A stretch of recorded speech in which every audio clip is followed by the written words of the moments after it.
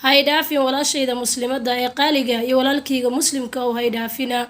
maxay ahaydan fafiru ila Allah ilaahay xaqiisa ayaanu cararayna walaashayda qaaliga yahay walaalkayga qaaliga oo kurba ma ku haysa marabta Allah subhanahu wa ta'ala azza wa jalla inuu ka faydo kurbada ayada ah waxa dhahaysa la ilaha illa Allah al-azim al-halim la ilaha illa Allah rabbul arshi al-azim la ilaha illa Allah rabbus samawati wa rabbul ardi wa rabbul arshi al-karim waxaan rajaynayaa sida aniga ugu guuleystay markastana maxay ahayd aan ducadaas u akhristo markii dib ila soo gudboonaado Allah subhanahu wa ta'ala uu iga fayda ka fayditaan ma sha Allah maxay ahayd aniga aan ku farxo waliba dareemayo in Ilaahay kurbadii iga fayday wax ka khayr badan Ilaahay marka uu soo gelinayo walaalayga qaaliga hadaba بيجك فلو هلا صاروا أنت خيرك تشعله ولا لها وحلا يا بيجك فلو يسار لايكتا ونشر جري أصحابتينا سيدانك أوجه لي يا لقيا بينه ولا لك كلا وشر جريسين وخيرك أوجه له فلان خيرك عن فافنا أدويدني ومال مكوبا ومتاع القرور يسن كدين القروح دي هذا بنتا